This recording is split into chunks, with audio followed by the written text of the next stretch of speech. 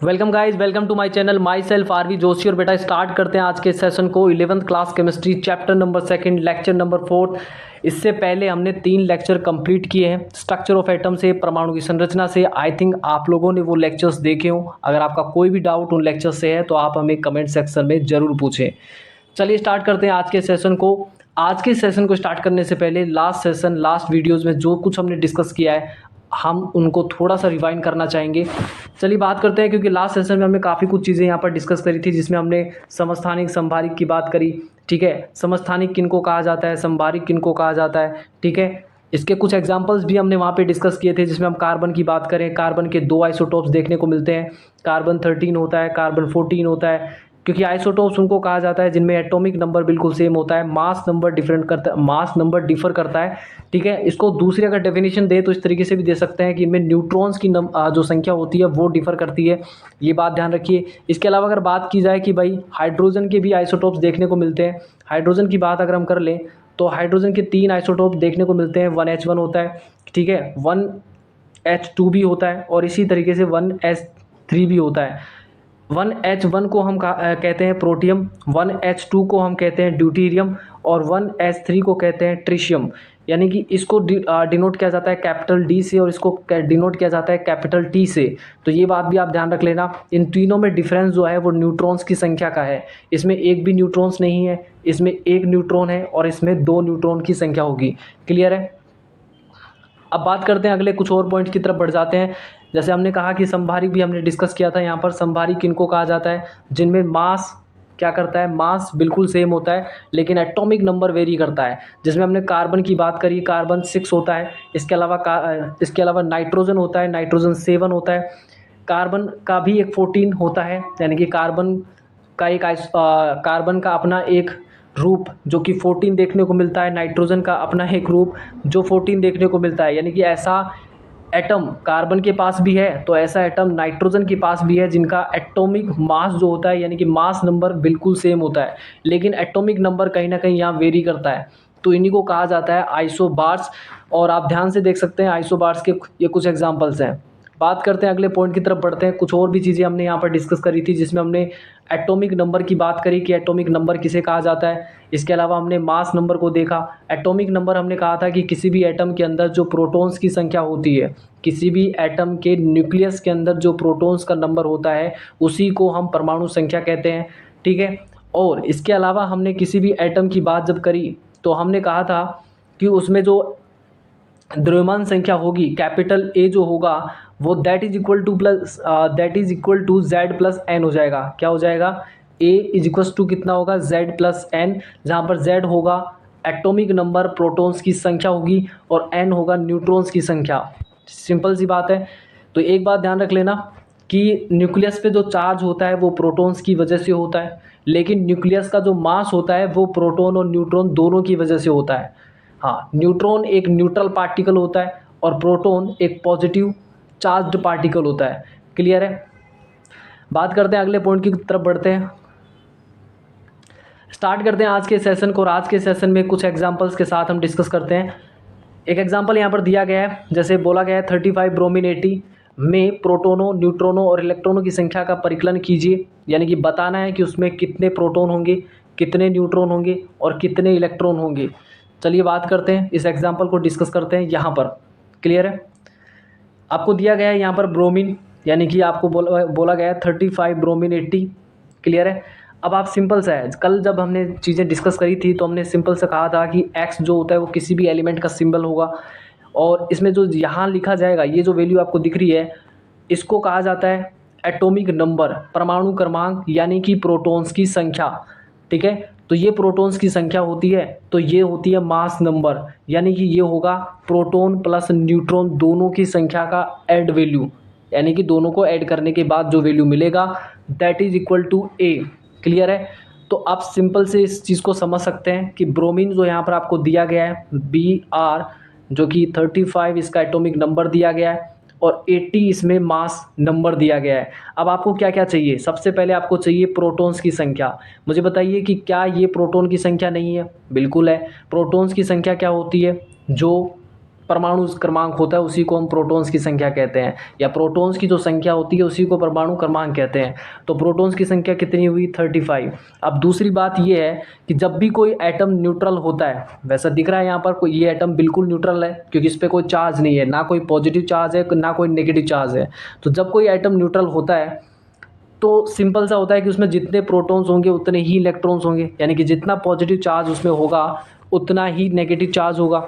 तो यहाँ जो 35 आपको दिख रहा है ये प्रोटॉन्स की संख्या दिख रही है, इसका मतलब है कि इसमें इलेक्ट्रॉन्स भी कितने होंगे 35। इसमें कोई दिमाग लगाने वाली बात नहीं थी, एक स्टेटमेंट आपको याद रखना है कि जब कोई एटम न्यूट्रल होता है तो उसमें जितने प्रोटॉन्स होंगे उतने ही न्यूट्रॉन उतने ही इलेक्ट्रॉन्स होंगे, क्योंकि जितना पॉजिटिव उतना नेगेटिव।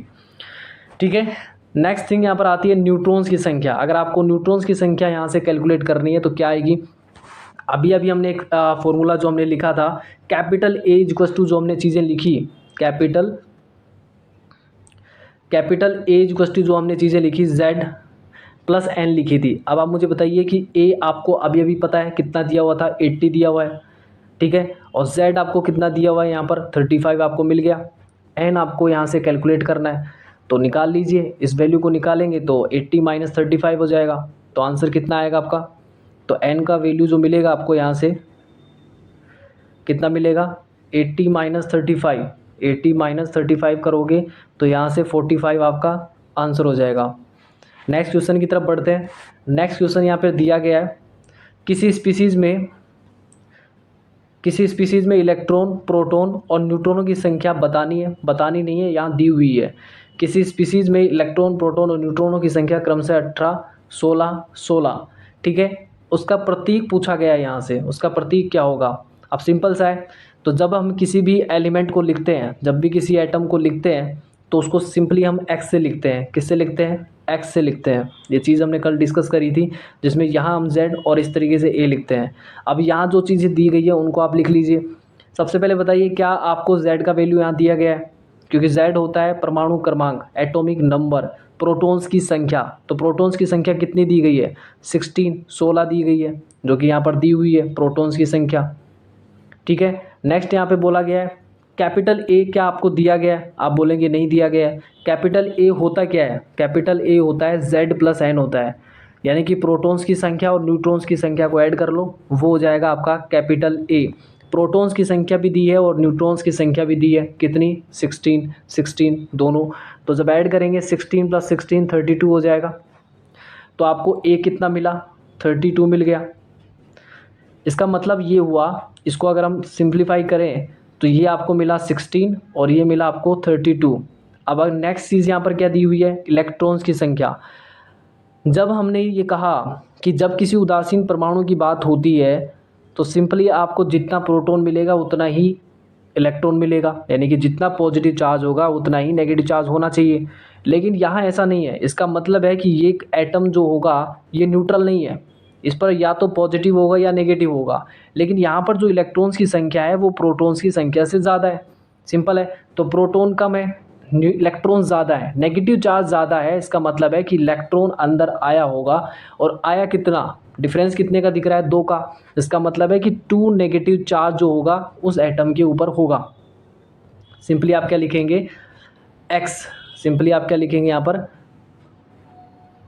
x, और यहाँ पर आपको मिला 16, यहाँ 32 मिला और यहाँ 2 नेगेटिव। अब जब आपने पीरियोडिक टेबल चैप्टर पढ़ा होगा तो आपने इतना तो पढ़ा ही होगा कि एटॉमिक नंबर 16 किसका होता है, सल्फ़र होता है। किसका होता है, सल्फ़र। तो सल्फ़र इज़ करेक्ट आंसर, जिस पर 2 नेगेटिव चार्ज यहाँ पर होगा, जिसका एटॉमिक मास या मास नंबर जो होगा 32 होगा, और एटॉमिक नंबर यानी परमाणु क्रमांक प्रोटॉन्स की संख्या 16 होगी। बढ़ते हैं अगले पॉइंट की तरफ, और अगला पॉइंट हमें क्या कहता है। अगले पॉइंट की तरफ बढ़े तो रदरफोर्ड मॉडल की बात की जाती है। लास्ट सेशन जब हमने पढ़ा था तो रदरफोर्ड मॉडल को हमने डिस्कस किया था। रदरफोर्ड मॉडल में काफ़ी कुछ वहाँ पर कमियां रही, लेकिन उससे पहले भी हमने कुछ चीज़ें पढ़ी थी। जे थॉमसन मॉडल पढ़ा था। एक चीज़, उस चीज़ को मैं डिस्कस कर देता हूँ। जे थॉमसन मॉडल जब हमने पढ़ा तो वहाँ पर हमने यही पढ़ा था कि भाई जो एटम होता है वो कहीं ना कहीं एक गोला होता है, जिसके अंदर पॉजिटिव चार्ज जो होता है वो यूनिफॉर्मली स्प्रेड होता है। यूनिफॉर्मली क्या होता है, उसके अंदर पॉजिटिव चार्ज स्प्रेड होता है, ये चीज़ वहाँ पर पड़ी थी। उस मॉडल से दो बातें सामने आई थी। पहली बात ये सामने आई थी कि भाई जो चार्ज होता है, चार्ज जो होता है वो यूनिफॉर्मली तो स्प्रेड होता ही होता है, पॉजिटिव चार्ज। इसके अलावा इलेक्ट्रॉन्स की भी वहाँ पर पोजीशंस बताई गई थी। तो अगर आपसे ये पूछा जाए कि जे थॉमसन मॉडल से कौन सी दो बातें क्लियर होती हैं, पहला तो ये एटम न्यूट्रलिटी का, यानी कि कोई भी अगर परमाणु उदासीन है तो उसके उदासीन होने का कारण हमें जे थॉमसन मॉडल से समझ आता है। दूसरा बात जे थॉमसन मॉडल से ये भी आई थी कि उन्होंने ये कहा था कि भाई मास जो होता है ना वो यूनिफॉर्मली स्प्रेड होता है।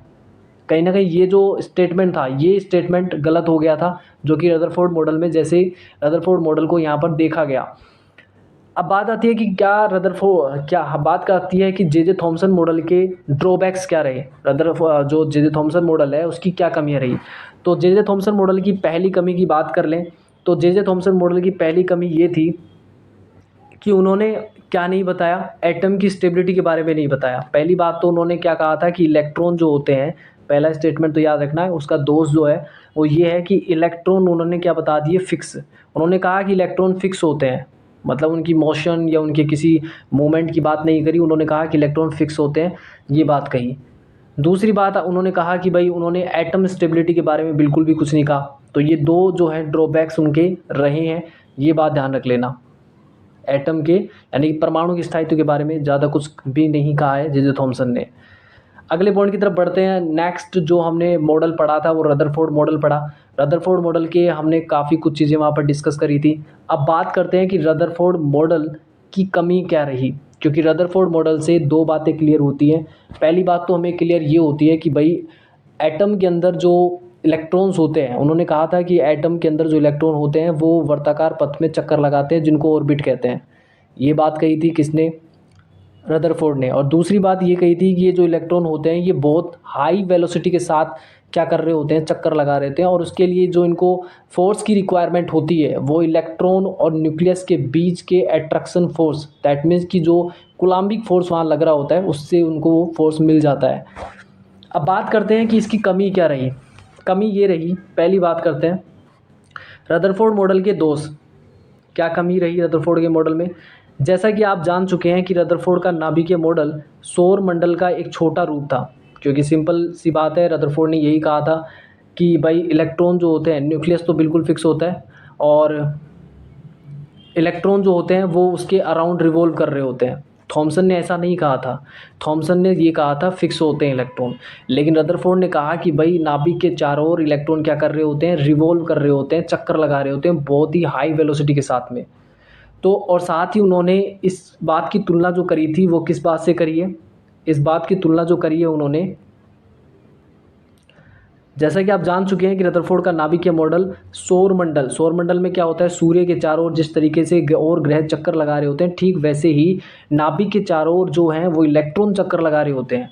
ठीक है, तो सौर मंडल का जो चिर सममित यांत्रिकी मैकेनिक्स जो पढ़ते हैं आप, उसमें आप ये देख सकते हैं कि भाई सूर्य के चारों ओर ग्रह जो होते हैं वो सूर्य के चारों ओर निश्चित कक्षाओं में घूमते हैं, और ग्रहों के बीच गुरुत्वाकर्षण बल को जो है वो इस तरीके से लिखा जाता है, जिसमें एम मास, ये दोनों ग्रहों के अलग अलग दो ग्रह होंगे तो उनके मास हो गई, उन दोनों के बीच की डिस्टेंस आर हो जाएगी, और ये ग्रेविटेशनल गुरुत्वाकर्षण जो स्थिरांक होता है ये वो हो जाता है। ठीक है, आगे बढ़ते हैं। आगे क्या कहा गया है, जिसके अंदर हम ये अगर ध्यान से देखें तो हमने कहा कि उसके अंदर जो फोर्स बताया गया है, ग्रेविटेशनल फोर्स जो बताया गया है दो ग्रहों के बीच कितना लगता है, तो उसने कहा कि भाई Gm1m2 अपॉन आर स्क्वायर, जिसमें G गुरुत्वीय स्थिरांक की बात की जाती है, गुरुत्वाकर्षण स्थिरांक, और M1 और M2 जो होंगे वो मास हो जाएंगे, और R जो होगा उन दोनों मास के बीच का डिस्टेंस हो जाएगा। क्लियर है, अगले पॉइंट की तरफ बढ़े। अगला पॉइंट क्या कहता है, ध्यान से देख सकते हैं आप यहाँ पर, जहाँ M1 और M2 द्रव्यमान, R उन द्रव्यमानों के बीच की दूरी, और G गुरुत्वाकर्षण स्थिरांक होता है।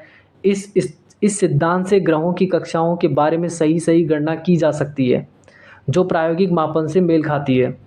ठीक है, ये तो ठीक बैठता है, क्योंकि ये जो स्टेटमेंट है, या फिर ये कहा जाए कि सौर मंडल में जिस तरीके से सूर्य के चारों ओर ग्रह चक्कर लगाते हैं, वो कहीं ना कहीं प्रैक्टिकली और सैद्धांतिक रूप से, मतलब जो डेटा दिया गया और प्रैक्टिकली वैसा ही कुछ है, लेकिन ऐसा नाभिकीय मॉडल में नहीं है। ठीक है, अब बात करते हैं, आगे बढ़ते हैं। सौरमंडल और नाभिकीय मॉडल में समानता से यह सुझाव मिलता है कि इलेक्ट्रॉन नाभिक के चारों ओर निश्चित कक्षाओं में गति करता है। ठीक है, अगर आप यही कह रहे हैं कि इससे तुलना कर लो, तो अगर तुलना करें तो इलेक्ट्रॉन नाभिक के चारों ओर की निश्चित कक्षाओं में चक्कर लगा रहा होगा। इसके अतिरिक्त इलेक्ट्रॉन और नाभिक के बीच एक कूलाम्ब फोर्स लग रहा होगा, जिसको हम K Q1 Q2 upon R square कहते हैं, जहाँ पर K कूलाम्बिक एक तरीके से हम कांस्टेंट कह सकते हैं, कूलाम्ब कांस्टेंट कह सकते हैं। Q जो होता है और Q2 जो होगा, Q1 और Q2 जो है चार्जेस है दोनों, और R जो होगा उन दोनों चार्जेस के बीच का डिस्टेंस है। जहाँ Q1 और Q2 जो होंगे वो आवेश होंगे, R उन आवेशों के बीच की दूरी होती है, और K जो होगा अनुपातिक स्थिरांक होता है जो कांस्टेंट वैल्यू होती है। कूलाम्ब बल गणितीय रूप से गुरुत्वाकर्षण बल के समान होता है। ठीक है, कूलाम्ब बल जो कि ये है, और गुरुत्वाकर्षण बल जो कि हमने अभी अभी लिखा था G m1 m2 upon R square, ये दोनों फोर्स मैथमेटिकली बिल्कुल सेम है, लेकिन फिर भी कहीं ना कहीं ये दोनों लो, या फिर ये कहें कि नाभिकीय मॉडल के लिए सौर मंडल का जो वो कॉन्सेप्ट है वो कहीं ना कहीं फिट नहीं बैठता है। ठीक है, तो कूलाम्ब बल गणितीय रूप में गुरुत्वाकर्षण बल के समान होता है, परंतु जब कोई पिंड किसी कक्षा में गति करता है, अब ध्यान से सुनना इस चीज़ को, अब ध्यान से इस चीज़ को सुनना, क्या कहा जा रहा है यहाँ पर। इसमें कहा जा रहा है परंतु जब कोई पिंड, कूलाम्ब बल गणितीय रूप से गुरुत्वाकर्षण बल के समान होता है, परंतु जब कोई पिंड किसी कक्षा में गति करता है तो इसमें त्वरण या एक्सेलरेशन होना चाहिए। ठीक है, एक्सेलरेशन तब आता है जब वेलोसिटी में कोई चेंजेस आता है या फिर वेग में परिवर्तन हो, तब एक्सेलरेशन आता है।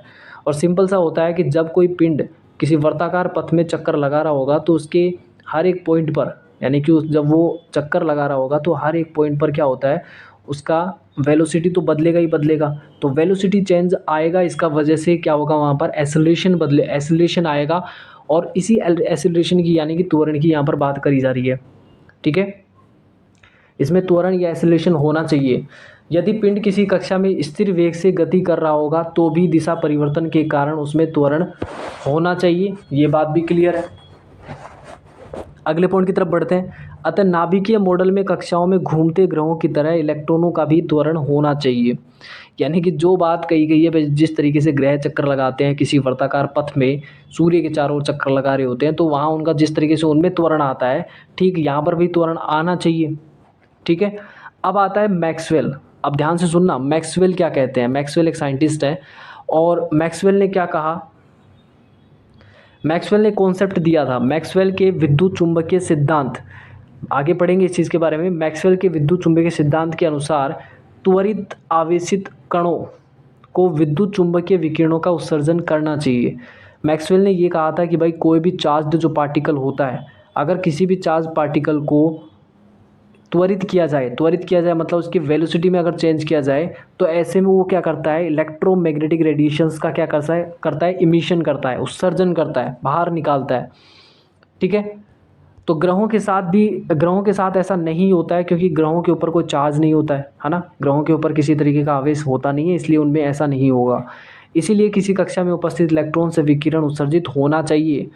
ये मैक्सवेल का जो लॉ है वो कहता है कि किसी भी चार्ज्ड पार्टिकल जब कोई मूव कर रहा होता है और उसमें एक्सेलरेशन होगा, तो वो क्या करेगा, इलेक्ट्रोमैग्नेटिक रेडिएशंस को इमिट करता है। तो इसका मतलब है कि ऑर्बिट में जो इलेक्ट्रॉन चक्कर लगा रहा है वो भी क्या करेगा, इलेक्ट्रोमैग्नेटिक रेडिएशंस को क्या करना चाहिए, इमिट करना चाहिए।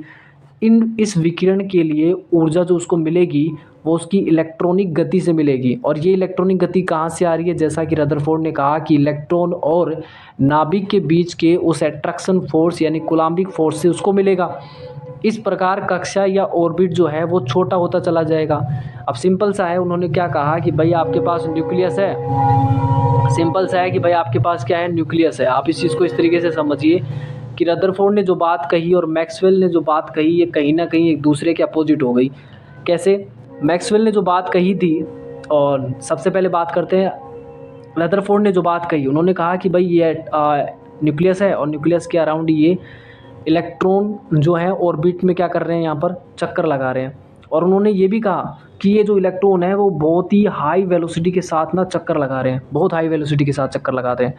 और अब बात आती है कि जो मैक्सवेल ने कहा कि भाई जब भी कोई चार्ज पार्टिकल मूव कर रहा होता है एक सर्कुलर पाथ में जहाँ उसके एक्सेलरेशन में बदलाव आता है, तो ऐसे में वो क्या करता है, इलेक्ट्रोमैग्नेटिक रेडिएशंस को ना बाहर निकालता है। और ये जो रेडिएशंस है ये एनर्जी के फॉर्म में बाहर जाएगा, या फिर ये कहें कि इस रेडिएशन में क्या जाएगा बाहर, एनर्जी ही बाहर जाएगी। तो ये जो एनर्जी इसको बाहर निकली है, ये एनर्जी इसको मिली कहाँ से थी, इलेक्ट्रॉन और न्यूक्लियस के बीच लगने वाले कूलम्बिक फोर्स से मिली थी। अब सिंपल सा है कि अगर इलेक्ट्रॉन की एनर्जी कम होगी तो ऐसे में तो इलेक्ट्रॉन जिस स्पीड के साथ अभी मूव कर रहा है, अभी चक्कर लगा रहा है, उतनी स्पीड के साथ हमेशा मूव नहीं करेगा, क्योंकि धीरे धीरे अगर ये एनर्जी लूज़ होगी, एनर्जी अगर कम होगी, तो ऐसे में जो ये इलेक्ट्रॉन का पाथ है वो कम होता चला जाएगा। ठीक है, इलेक्ट्रॉन का पाथ क्या हो जाएगा, कम हो जाएगा। किस तरीके से, अगर ये आपका न्यूक्लियस है सेंटर में और इलेक्ट्रॉन अगर किसी एक ऑर्बिट में चक्कर लगा रहा है, तो अभी यहाँ पर है, धीरे धीरे वो सर्कुलर जो पाथ बनेगा और धीरे धीरे ये ऑर्बिट का जो साइज़ है वो छोटा होता चला जाएगा और फाइनली वो कहाँ चला जाना चाहिए, इलेक्ट्रॉन न्यूक्लियस में चला जाना चाहिए। ऐसा होता नहीं है, लेकिन जिस तरीके से रदरफोर्ड ने बात को रखा और जिस तरीके से मैक्सवेल का ये प्रिंसिपल काम करता है, इन दोनों से तो ऐसा ही लगता है कि रदरफोर्ड ने जो बात कही वो बिल्कुल सटीक नहीं है, यानी कि रदरफोर्ड का ये सबसे बड़ा ड्रॉबैक था। बात करते हैं, अगले पॉइंट की तरफ बढ़ते हैं। इसमें यही कहा गया है कि इस विकिरण के लिए ऊर्जा इलेक्ट्रॉनिक गति से प्राप्त होगी। इस प्रकार कक्षा यानी ऑर्बिट छोटी होती जाएगी। गणनाओं से यह पता चलता है कि इलेक्ट्रॉन को सर्पिल यानी ये जो स्पाइरल पाथ की अभी मैंने बात करी है, ठीक है, स्पाइरल पाथ से नाभिक में पहुंचने में, यानी कि इस स्पाइरल पाथ से इलेक्ट्रॉन को न्यूक्लियस के अंदर पहुंचने में कितना टाइम लगता है, सिर्फ 10⁻⁸ सेकंड, बहुत कम टाइम लगता है। किंतु वास्तव में ऐसा होता नहीं है। इस प्रकार यदि इलेक्ट्रॉन की गति का चिरसम्मित यांत्रिकी और विद्युत चुंबकीय सिद्धांत के अनुसार वर्णन किया जाए, चिरसम्मित यांत्रिकी जो कि हमने सौरमंडल वाली बात करी, और दूसरा मैक्सवेल का जो इलेक्ट्रोमैग्नेटिक कॉन्सेप्ट है, इन दोनों से अगर देखें तो रदरफोर्ड का ये जो परमाणु मॉडल है, जिससे परमाणु के स्थायित्व की व्याख्या बिल्कुल भी नहीं हो पाती है, यानी कि रदरफोर्ड कहीं ना कहीं यहाँ पर गलत है। आप यह पूछ सकते हैं, अब आपका सवाल क्या है, आप ये पूछ सकते हैं यदि कक्षाओं में इलेक्ट्रॉनों की गति से परमाणु अगर अस्थायी हो जाता है, तो क्यों नहीं हम इलेक्ट्रॉनों को नाभिक के चारों ओर स्थिर मान ले। अगर आप वही बात हो गई जैसा कि किसने कहा था, थॉमसन ने कहा था। तो अगर आप ऐसा कहना चाह रहे हैं तो सुनिए ऐसा क्यों नहीं हो सकता। कारण यह है, यदि इलेक्ट्रॉनों को हम स्थिर मान भी लें, लेकिन जैसे जैसे एटॉमिक नंबर बढ़ता है भाई, जैसे जैसे घनत्व बढ़ेगा, अधिक घनत्व वाले जो नाभिक होंगे जहाँ पर प्रोटॉन्स की संख्या ज़्यादा होगी, वहाँ पर क्या होंगे, अगर ये इलेक्ट्रॉन फिक्स है, मान लो ऐसा हो, क्योंकि ये चार्ज तो बहुत ज़्यादा हो गया, और अब आपने कह रहे हो कि भाई ये चार्ज तो धीरे धीरे बढ़ करके बहुत बड़ा हो गया ना, जबकि ये इलेक्ट्रॉन तो यहीं की यहीं है। तो ऐसे में ये इलेक्ट्रॉन क्या होगा, अंदर की ओर जा सकता है। क्या होगा, एट्रैक्शन यहाँ बढ़ गया, यहाँ पॉजिटिव चार्ज बढ़ गया एक सिंगल इलेक्ट्रॉन के ऊपर। तो ऐसे में इलेक्ट्रॉन के ऊपर ऐसा होना चाहिए कि इलेक्ट्रॉन किसकी तरफ चला जाना चाहिए, न्यूक्लियस की तरफ, जो भी नहीं वो आप ये कह सकते हैं ऐसा भी नहीं होता है। तो आप ये अगर ये सोच रहे हैं तो ऐसा सुनिए कि अत्यधिक घनत्व वाले नाभिक जो होते हैं, जहाँ पर प्रोटॉन्स की संख्या बढ़ जाती है, ऐसे में इलेक्ट्रॉन को अगर आप स्थिर मान रहे हैं, तो अत्यधिक घनत्व वाले नाभिक और इलेक्ट्रॉनों के बीच जो स्थिर वैद्युत आकर्षण बल होगा, इन इलेक्ट्रॉनों को नाभिक की ओर खींच लेगा, जैसा कि जे थॉमसन ने भी कहा था। तो जे थॉमसन का कहीं ना कहीं एक लघु रूप ही होगा मॉडल का। और बात करते हैं, अगले पॉइंट की तरफ बढ़ते हैं। नेक्स्ट है, रदरफोर्ड का एक और ड्रॉबैक था। सबसे बड़ा ड्रॉबैक तो हमने देख लिया, दूसरा ड्रॉबैक अगर देखें तो रदरफोर्ड के परमाणु मॉडल का एक दूसरा गंभीर दोष यह भी है कि परमाणुओं की इलेक्ट्रॉनिक संरचना के बारे में उन्होंने कुछ भी नहीं बताया कि कहाँ होंगे, ऑर्बिट में कहाँ कहाँ इलेक्ट्रॉन होंगे, इसके बारे में कोई जानकारी यहाँ पर रदरफोर्ड ने नहीं दिया था। इससे यह भी नहीं पता चलता है कि इलेक्ट्रॉन नाभिक के चारों ओर किस प्रकार से विद्यमान है और उनकी ऊर्जाएं क्या है, ठीक है, एनर्जी क्या होगी। तो इन सब के बारे में रदरफोर्ड ने नहीं बताया। ये सबसे बड़े ड्रॉबैक्स थे रदरफोर्ड मॉडल के। आई थिंक आपको ये सब चीज़ें समझ आई होंगी। अब जो हैं हम आगे की तरफ बढ़ेंगे और इसमें हम जो डिस्कस करने वाले हैं, आगे जो हम डिस्कस करने वाले हैं वो डिस्कस करेंगे नील्स बोर मॉडल की। किसकी बात करेंगे, नील्स बोर मॉडल की बात करेंगे। चलिए स्टार्ट करते हैं। बोर के परमाणु मॉडल के विकास की पृष्ठभूमि, नाम आता है नील्स बोर। क्या नाम आता है, नील्स बोर। बोर जो है ये मॉडल सबसे एडवांस मॉडल माना जाता है एटॉमिक मॉडल में। ठीक है, अब बात करते हैं इस मॉडल के तहत क्या कहा गया है। पहले इसके बारे में थोड़ी सी जानकारी लेते हैं। बोर के परमाणु मॉडल के विकास की पृष्ठभूमि, मतलब ये मॉडल आएगा उससे पहले भी काफ़ी कुछ चीज़ें यहाँ पर नील्स बोर ने करी। मतलब नील्स बोर ने रदरफोर्ड मॉडल को भी स्टडी किया था। इसके अलावा उन्होंने थॉमसन मॉडल को भी स्टडी किया। मतलब ये कह सकते हैं कि बोर जो थे, बोर हैं वो बोर जो थे नील्स बोर, वो थॉमसन के भी इंटर्न रहे हैं। और साथ ही यहाँ पर रदरफोर्ड जो हैं उनके भी इंटर्न रहे हैं, उन दोनों के स्टूडेंट रहे हैं। ऐसे में उन्होंने दोनों के ही मॉडल को पढ़ा और फाइनली किसी कंक्लूजन पे वो पहुँचे। तो उन्होंने काफ़ी कुछ चीज़ें इस मॉडल को देने से पहले यहाँ पर स्टडी करी है। उन सब चीज़ों की बात हम यहाँ पर करेंगे।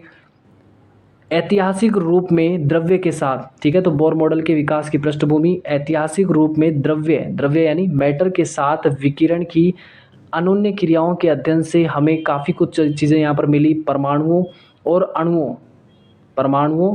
और अणुओं के संबंध में अत्यधिक सूचना मिली। यानी कि किस तरीके से कोई मैटर तो आप समझते ही हैं, तो किस तरीके से जो मैटर है वो किस तरीके से किससे रिएक्ट कर रहा होता है, रेडिएशन से रिएक्ट कर रहा होता है। डिफरेंट डिफरेंट टाइप की रेडिएशन से जब वो रिएक्ट करेगा तो ऐसे में जो जानकारियाँ मिली वो एटम के बारे में मिली और मॉलिक्यूल्स के बारे में मिली। ये आगे हम पढ़ेंगे अभी। ठीक है, तो इस चीज़ को समझ गए। तो जब भी किसी मैटर से रेडिएशन को रिएक्ट करवाया गया तो इन एक्सपेरिमेंट्स के थ्रू एटम के बारे में भी जानकारियाँ मिल गई, मॉलिक्यूल्स के बारे में भी जानकारियाँ मिल गई। तो नील्स बोर ने इन परिणामों का उपयोग करके रदरफोर्ड द्वारा प्रतिपादित जो मॉडल था उसमें थोड़ा सा चेंज किया और बोर के परमाणु मॉडल के विकास में दो महत्वपूर्ण बिंदुओं की महत्वपूर्ण भूमिका रही है। तो कौन से वो दो इम्पोर्टेंट पॉइंट्स हैं जिसके तहत कहीं ना कहीं नील्स बोर मॉडल की जो महत्ता है या फिर ये कहीं इम्पोर्टेंस है वो बढ़ जाती है। बात करते हैं। पहला पॉइंट, विद्युत चुंबकीय विकिरण क्या होती है। अभी अभी हमने एक विद्युत चुंबकीय सिद्धांत की बात करी थी, तो अब बात करेंगे विद्युत चुंबकीय विकिरण। तो पहली बात आती है कि विद्युत चुंबकीय विकिरण का द्वैत व्यवहार, यानी विद्युत चुंबकीय विकिरण का मतलब हो गया इलेक्ट्रोमैग्नेटिक रेडिएशन। ये ऐसी रेडिएशंस होती हैं, ध्यान से सुन लो, ये ऐसी रेडिएशंस होती हैं जिसमें इलेक्ट्रिक फील्ड भी होगा, मैग्नेटिक फील्ड भी होगा, इलेक्ट्रिक फील्ड भी होगा, मैग्नेटिक फील्ड भी होगा और डायरेक्शन ऑफ प्रोपगेशन भी होगा। ठीक है, और ये तीनों जो चीज़ें हैं, मतलब electric field, magnetic field, direction of propagation, तीनों एक दूसरे के परपेंडिकुलर होते हैं। फिर से सुन लो, ऐसी विकिरणें जिसमें विद्युत क्षेत्र भी होगा, चुंबकीय क्षेत्र भी होगा और इसके अलावा दिशा संचरण भी होगा, दिशा संचरण की जो दिशा है वो भी होगी। ठीक है, और ये तीनों एक दूसरे के क्या होते हैं, लंबवत होते हैं। ऐसी विकिरणों को कहा जाता है विद्युत चुंबकीय विकिरण। ठीक है, और इन्हीं विद्युत चुंबकीय विकिरणों के द्वैत व्यवहार यानी कि डुअल नेचर, दो तरीके के व्यवहार की बात करी जा रही है। और ये दो तरीके का व्यवहार कैसा है, यानी कि इनके अंदर पार्टिकल नेचर भी होता है। द्वैत का मतलब समझ गए, डुअल नेचर यानी कि दो तरीके का नेचर होता है किसमें, इलेक्ट्रोमैग्नेटिक रेडिएशंस के अंदर। और अर्थ ये है कि विकिरण के अंदर पार्टिकल नेचर भी होगा, यानी कि कण वाला गुण भी होगा और तरंग वाला गुण भी होगा। पार्टिकल नेचर भी होगा, वेव नेचर भी होगा। ये दोनों गुण किसके अंदर होते हैं, इलेक्ट्रोमैग्नेटिक रेडिएशन के अंदर होते हैं। आप ये समझेंगे, ये डिफरेंट डिफरेंट जो मॉडल्स आए, डिफरेंट डिफरेंट जो एक्सपेरिमेंट्स हुए, उनके थ्रू समझेंगे कि क्या ऐसा है कि इलेक्ट्रोमैग्नेटिक रेडिएशंस के अंदर दोनों तरीके का नेचर होता है। क्या उसके अंदर पार्टिकल नेचर भी होता है, क्या उसके अंदर वेव नेचर भी होता है। तो बात करेंगे, क्योंकि इसी नेचर को कहीं ना कहीं, इस पॉइंट को यहाँ पर नील्स बोर ने अपने मॉडल में यूज़ किया है। दूसरी बात यहाँ पर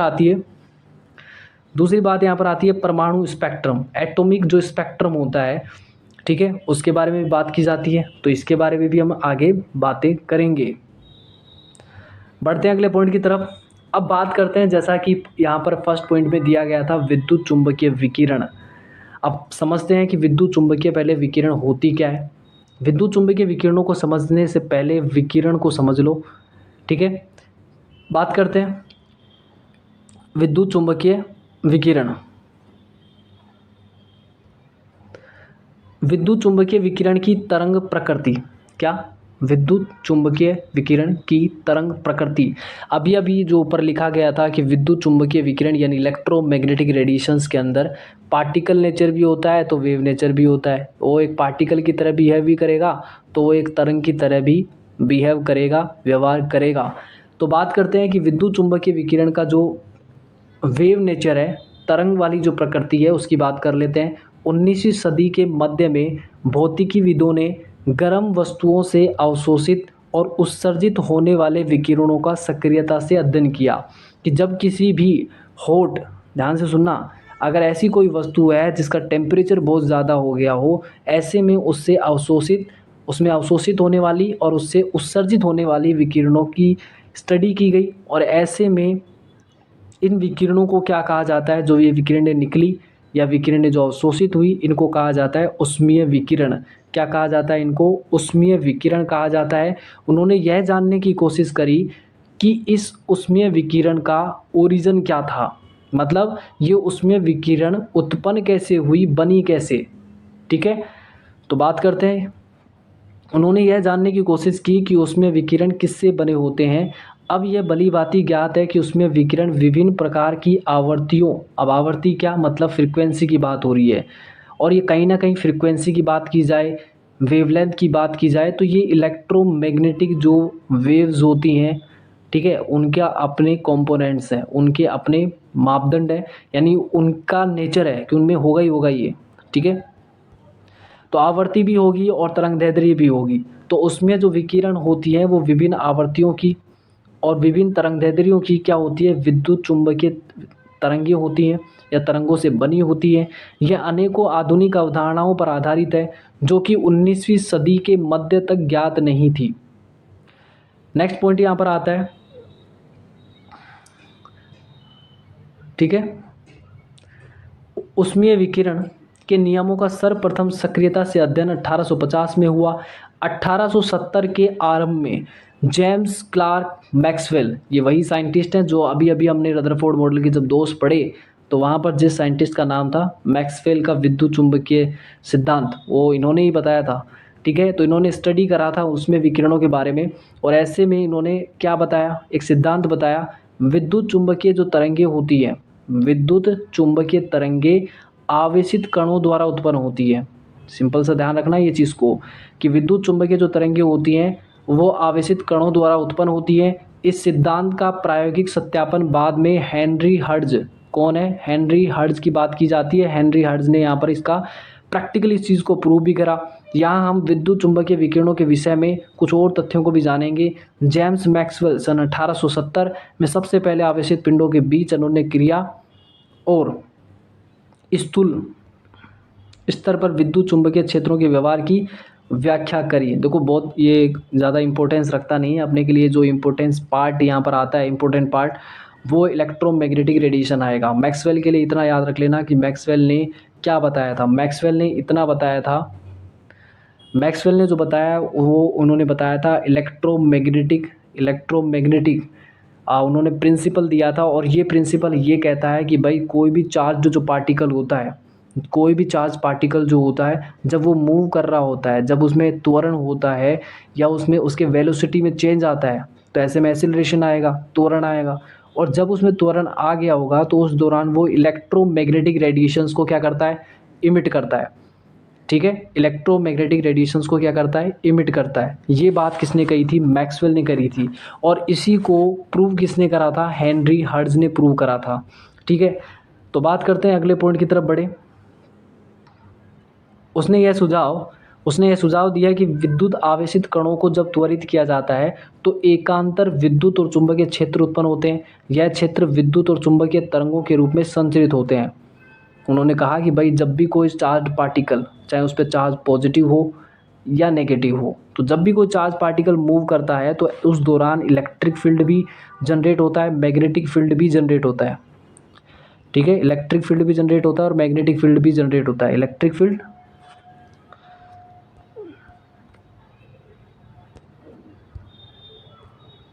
ठीक है, इलेक्ट्रिक फील्ड और मैग्नेटिक फील्ड दोनों जनरेट होंगे। ठीक है, तो जब भी कोई चार्ज पार्टिकल, चाहे उस पर चार्ज पॉजिटिव हो या नेगेटिव हो, जब वो मूव कर रहा होता है तो उस दौरान इलेक्ट्रिक फील्ड भी आएगा और मैग्नेटिक फील्ड भी जनरेट होता है। लेकिन ये दोनों डायरेक्शन में डिफरेंट होते हैं, मतलब इनकी जो, क्योंकि हमें पता है कि अभी हम पढ़ेंगे इलेक्ट्रोमैग्नेटिक रेडिएशन, जिसमें किस तरीके से इन दोनों फील्ड की डायरेक्शन डिफर होती है, मतलब एक दूसरे से डिफर करती है। ठीक है, बढ़े अगले पॉइंट की तरफ। और अगला पॉइंट हमें ये कहता है, ध्यान से देखना, ये रही इलेक्ट्रोमैग्नेटिक रेडिएशन। उससे पहले कुछ और चीज़ें डिस्कस कर लें। प्रकाश भी, अब जो लाइट अब की बात हम करते हैं, है ना, सनलाइट की बात कर लें, तो प्रकाश भी विकिरण का एक रूप है। विकिरण का एक रूप है जिसकी जानकारी वर्षों पूर्व से ही है। पुरातन काल से अगर इसकी प्रकृति के बारे में समझने की कोशिश की गई। प्रारंभ में अगर न्यूटन की बात की जाए तो प्रकाश को उन्होंने क्या बताया था, कॉर्पसल्स बताए थे। मतलब उन्होंने कहा कि प्रकाश जो लाइट होती है वो छोटे छोटे पार्टिकल से मिलकर बना है। ये बात किसने कही थी, न्यूटन ने कही थी। अब न्यूटन ने उसके बाद 19वीं सेंचुरी में प्रकाश की तरंग प्रकृति भी सामने आ गई। ठीक है, तरंग प्रकृति की, भाई प्रकाश के अंदर तो भाई जो वेव नेचर होता है, जो लाइट होती है उसमें तो वेव नेचर होता है, ये बाद में पता चला। उससे पहले न्यूटन ने कह दिया कि कॉर्पसल्स यानी पार्टिकल नेचर किसके अंदर होता है, लाइट के अंदर होता है। ठीक है, अब बात कर दें, पहली बार मैक्सवेल ने बताया कि प्रकाश तरंगे दोलायमान विद्युत और चुंबकीय व्यवहार से संबंधित है या संबंधित होती है। यद्यपि वैद्युत चुंबकीय तरंग की गति की प्रकृति जटिल होती है, लेकिन हम यहाँ पर कुछ सामान्य गुणों को विचार करेंगे। ठीक है, अब ध्यान से देखना इस डायग्राम को, क्योंकि यही है वो इलेक्ट्रोमैग्नेटिक रेडिएशन। क्या, इलेक्ट्रोमैग्नेटिक रेडिएशन की जो बात आप कर रहे हैं, इलेक्ट्रोमैग्नेटिक रेडिएशन, विद्युत चुंबकीय विकिरण। ठीक है, अगर इनकी बात करें तो इनमें इलेक्ट्रिक फील्ड भी होगा, मैग्नेटिक फील्ड भी होगा। सिंपल सा है कि हमें पता है कि जब हम किसी पेपर की बात कर रहे हैं, जैसे उस पेपर में क्या होते हैं, दो ही डायरेक्शन होती है। ठीक है, एक ये अप टू डाउन, एक लेफ़्ट टू राइट। ठीक है, ये दो ही होती हैं। लेकिन अगर तीसरी डायरेक्शन की भी बात की जाए, 3D में अगर चीज़ें बात करी जाएँ, तो ये 3D डायग्राम यहाँ पर दिया गया है। इसमें 3 एक्सिस यहाँ पर दी गई है। पहली एक्सिस आपको एक्स दिख रही होगी। ठीक है, दूसरी आपको ये वाई वाली दिख रही है, जो आगे से, प्लेन के आगे से पीछे की तरफ जा रही है, और ये अप टू डाउन, 3 एक्सिस हो गई। अब ध्यान से देखना, इसमें जो इलेक्ट्रिक फील्ड दिया गया है, इलेक्ट्रिक फील्ड ध्यान से देखो, ये रेड वाला दिख रहा है, ये इलेक्ट्रिक फील्ड है। इलेक्ट्रिक फील्ड इस डायरेक्शन में है, यानी इस प्लेन के डायरेक्शन में है, जो किस पे है, ये जेड वाले प्लेन पे है। ठीक है, जो मैग्नेटिक फील्ड है वो आपका यहाँ पर देख सकते हो, मैग्नेटिक फील्ड किस पे है, वाई एक्सिस पे है। ठीक है, वाई एक्सिस पे, किस पे है, ये वाई एक्सिस पे। ठीक है, और अब ये वेव किस डायरेक्शन में जा रही है, वेव आप ध्यान से देखिए, तीसरा एक्सिस कौन सा बच गया, ये एक्स एक्सिस पे देखो, ये जेड पे ये आया और इस पे ये आया। अब एक्स एक्सिस के डायरेक्शन में आपकी वेव जा रही है, तो तरंग संचरण की जो दिशा है वो एक्स पे है। इलेक्ट्रिक फील्ड आपका यहाँ पर जेड पर दिख रहा है, इलेक्ट्रिक फील्ड कहाँ दिख रहा है, जेड पर दिख रहा है, और मैग्नेटिक फील्ड जो है वो वाई पर दिख रहा है। सिंपल सा है। तो आई थिंक ये चीज़ समझ आ गई। तो सिंपल सा समझ लेना इस चीज़ में कि ये तीनों एक दूसरे के परपेंडिकुलर होते हैं, लंबवत होते हैं। क्लियर है, बढ़े आगे की तरफ। ये देखो यहाँ पर क्या लिखा गया है, इसको समझ लो। विद्युत चुंबकीय तरंग के विद्युत और चुंबकीय क्षेत्र घटक, ये घटक समान तरंगदैर्ध्य, आवर्ती, गति, आयाम, इन सब के एक जैसे होते हैं और ये एक दूसरे के लंबवत होते हैं। कुछ चीज़ें हम डिस्कस कर लेते हैं, जैसा कि यहाँ पर लिखा गया है उसके अकॉर्डिंग हम बात कर लें। अभी हमने इलेक्ट्रोमैग्नेटिक रेडिएशंस की बात करी। हमने कहा कि इलेक्ट्रोमैग्नेटिक रेडिएशन कुछ ऐसे मूव कर रही होती है जिसमें इलेक्ट्रिक फील्ड भी होता है, मैग्नेटिक फील्ड भी होता है, और डायरेक्शन ऑफ प्रोपेगेशन भी होता है, दिशा संचरण की भी होगा, और ये तीनों एक दूसरे के लंबवत होते हैं। अब अगर आप कुछ चीज़ें की बात कर लें, जैसे अगर आप फ्रीक्वेंसी की बात करें, वेवलेंथ की बात करें, फ्रीक्वेंसी मतलब आवर्ती की बात करें जिसको हम न्यू से रिप्रेजेंट करते हैं, वेवलेंथ यानी कि तरंगदैर्ध्य की बात करें तो उसको हम लैम्ब्डा से रिप्रेजेंट करते हैं। ठीक है, और आयाम की बात करें तो एम्पलीट्यूड की बात की जा रही है, उसको हम स्मॉल ए से रिप्रेजेंट करते हैं। तो इनमें डिफरेंस क्या होता है, चलिए बात कर लेते हैं। मैं यहीं डिस्कस कर देता हूँ ये चीज़। ठीक है, तो जब भी आप रेडिएशन की बात करेंगे, तो आप सिंपली आप क्या कहेंगे, ये देखिए इस तरीके से रेडिएशन चलिए मूव कर रही है। ठीक है, इस तरीके से रेडिएशन क्या कर रही है, मूव कर रही है। अब क्या क्या है इसमें, सबसे पहले फ्रीक्वेंसी को देख लेते हैं। फ्रीक्वेंसी क्या होता है, फ्रीक्वेंसी या आवर्ती की बात करें तो इसे न्यू यानी कि इस तरीके से, न्यू इस तरीके से लिखा जाता है, ध्यान रखना ये न्यू होता है। और इसी को आवर्ती, इसी को फ्रीक्वेंसी कहा जाता है, ठीक है। इसको हर्ट्ज में रिप्रेजेंट करा जाता है, एच जेड में इसकी यूनिट क्या होती है, हर्ट्ज होती है। और इसके अलावा इसको सेकंड इनवर्स में भी रिप्रेजेंट करा जाता है, ठीक है, ये बात ध्यान रखना। इसके अलावा बात कर लें, होता क्या है फ्रीक्वेंसी, होता क्या है फ्रीक्वेंसी, क्या होता है, किसी एक पर्टिकुलर पॉइंट से, किसी एक पर्टिकुलर पॉइंट से कितनी वेव्स निकल गई है, कितनी रेडिएशंस निकली है पर सेकंड में, यानी एक सेकंड की अगर आप बात कर रहे हैं तो एक सेकंड के अंदर किसी भी पर्टिकुलर पॉइंट से कितनी रेडिएशन ना पास हो गई। जैसे मान लो अगर यहाँ पर्टिकुलर पॉइंट है, इस पर्टिकुलर पॉइंट से कितनी रेडिएशन आगे पास हो गई। एक रेडिएशन कब कंप्लीट होता है, यहाँ से और यहाँ तक, इसको बोला जाएगा एक रेडिएशन। तो एक पर्टिकुलर पॉइंट से कितनी रेडिएशन पार हो गई, जैसे अगर मान लो आपका पर्टिकुलर पॉइंट यहाँ पर है, तो आप यहाँ देख रहे हैं कि इस एक सेकंड का ये गैप है, इस एक सेकंड में कितनी रेडिएशन इस पर्टिकुलर पॉइंट से निकली है। तो हमने कहा कि भाई एक सेकंड के अंदर ये कितनी रेडिएशन पार हो गई, एक हो गई। दूसरी, मान लो आपका पर्टिकुलर पॉइंट यहाँ पर है, ठीक है, यहाँ से आप मान लीजिए, एक बार फिर से देखिए इसको, आपने ये एक इलेक्ट्रोमैग्नेटिक रेडिएशन ले लिया, आपने कहा कि आपका जो पर्टिकुलर पॉइंट है यहाँ है, आप देखना चाह रहे हैं कि इस पर्टिकुलर पॉइंट पर एक सेकंड के अंदर कितनी रेडिएशंस पार हुई हैं। आपने देखा कि एक सेकंड के अंदर इतनी रेडिएशन चली गई। अब इसको काउंट कैसे करेंगे, एक रेडिएशन ये हो गई, यानी यहाँ से यहाँ तक एक कंप्लीट हुआ, दूसरा ये कंप्लीट हो गया, तो दो रेडिएशन, तो हम कहेंगे 2 हर्ट्ज, है ना। इस तरीके से रिप्रेजेंट करा जाता है। तो ध्यान रखना, सेकंड इनवर्स में भी इसे, इसकी यूनिट होती है और इसकी यूनिट हर्ट्ज भी होती है, ठीक है। इसके अलावा वेवलेंथ की अगर बात कर लें तो वेवलेंथ क्या होता है, वेवलेंथ क्या होता है, दो क्रमागत सुरंग और दो क्रमागत गर्तों के बीच की दूरी, ये इनको कहा जाता है सुरंग और इनको कहा जाता है गर्त। ऊपर वाले जो ये आपको दिख रहे हैं इनको सुरंग कहा जाता है, नीचे वालों को कहा जाता है गर्त। तो दो क्रमागत सुरंगों के बीच की दूरी और दो क्रमागत गर्तों के बीच की दूरी को कहा जाता है वेवलेंथ, जिसको हम लैम्डा से रिप्रेजेंट करते हैं। तरंग दैर्ध्य इसको बोला जाता है। इसकी यूनिट जनरली तो मीटर होती है, ऐसा यूनिट तो इसकी मीटर होगी, अदरवाइज इसको हम बहुत छोटी अगर वेवलेंथ होगी तो वहाँ पर सेंटीमीटर भी यूज़ कर लेते हैं। क्लियर है। इसके अलावा तीसरा एक और पॉइंट है यहाँ पर, आयाम। आयाम की बात कर लें, आयाम क्या होता है, आयाम की अगर आप बात करेंगे तो ध्यान से देखिए ये वाली डिस्टेंस, ठीक है, एक बार फिर से ले लीजिए इसको। आपने कहा कि भाई एक इलेक्ट्रोमैग्नेटिक रेडिएशन की हम बात कर रहे हैं, तो इसमें ये वाला जो डिस्टेंस होगा, इसमें ये वाली जो डिस्टेंस है, मीन पॉइंट से जो मैक्सिमम डिस्टेंस पे आपका वेव जा रहा है, ये देखिए ये वाला डिस्टेंस, ये वाला डिस्टेंस, इसको कहा जाता है एम्पलीट्यूड, आयाम कहा जाता है। क्या कहा जाता है, इसको हम एम्पलीट्यूड कहते हैं, जिसको हम स्मॉल ए से रिप्रेजेंट कर लेते हैं, ठीक है। तो आयाम जो होता है, आयाम हमें क्या बताता है, आयाम हमें क्या बताता है, तो किसी भी लाइट के डिम या ब्राइटर होने की बात करते हैं तो हम कहते हैं आयाम की बात। यानी आयाम क्या बताता है हमें, किसी भी लाइट के डिम होने पर या किसी भी लाइट के ब्राइट होने पर, जब हम किसी लाइट को देखते हैं और हम ये कहें कि भाई ये लाइट तो बहुत डिम दिख रही है, तो इसका मतलब है कि उसका आयाम कम है, उसका एम्पलीट्यूड कम है। और अगर वो ब्राइट दिख रहा है तो उसका मतलब है कि उसका एम्पलीट्यूड ज़्यादा है, ठीक है। आई थिंक ये चीज़ें क्लियर हो गई होंगी, तो इस तरीके से समझ लो इस चीज़ को,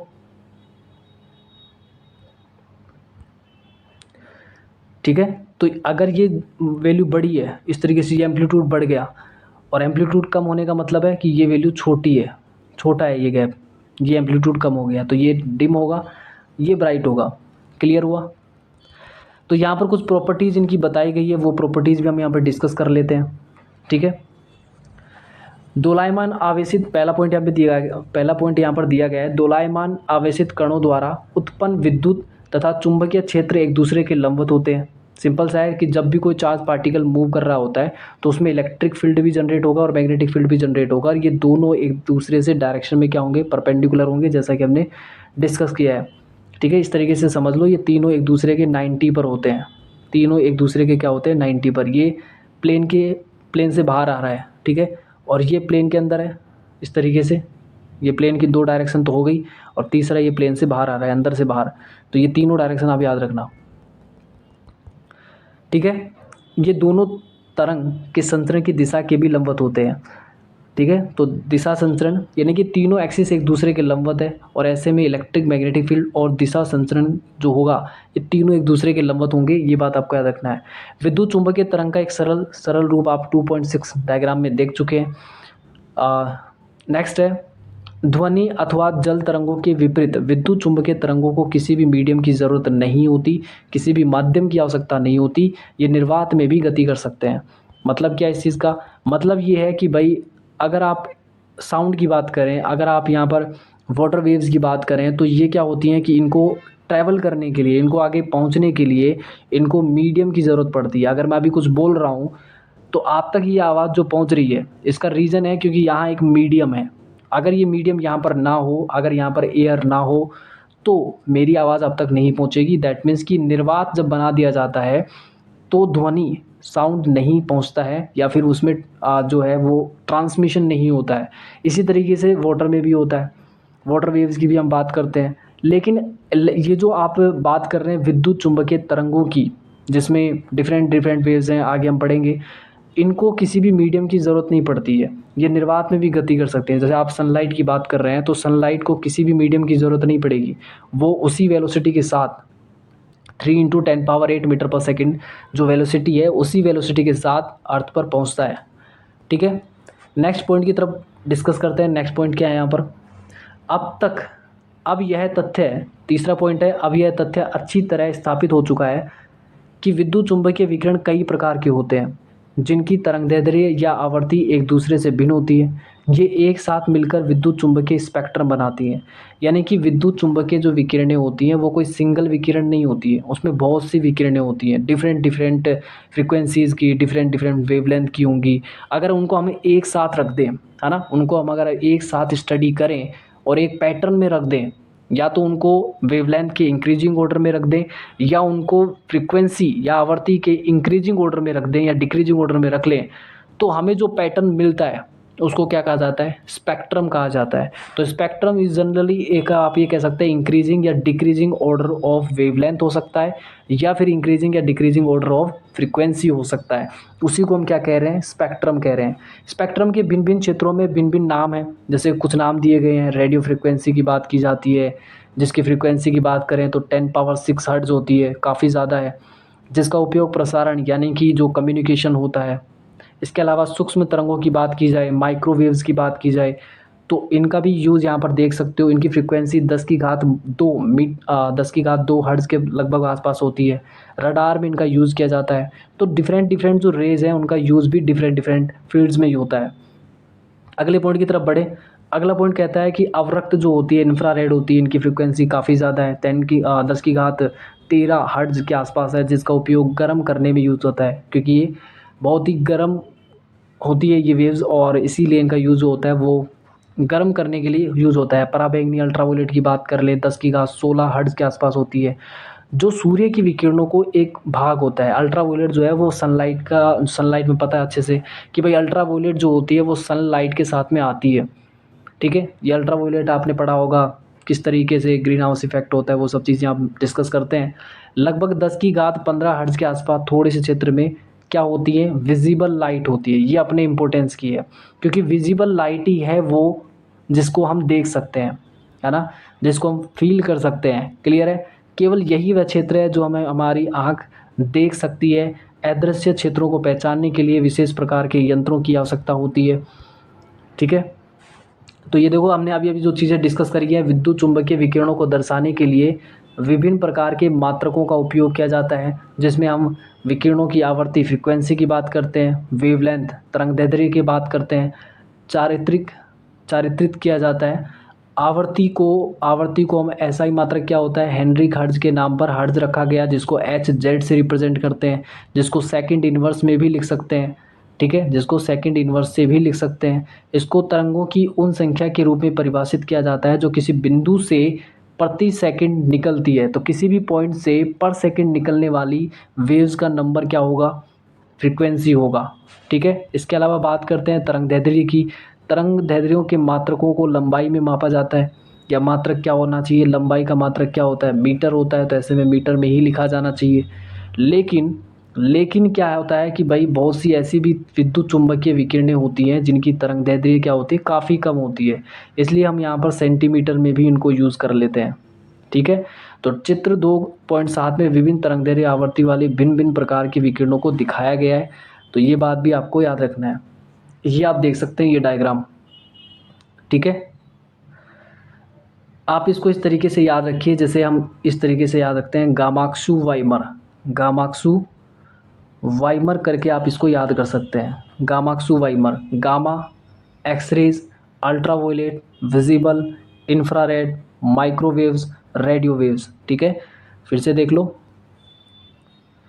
गामाक्सू वाइमर, गामाक्सू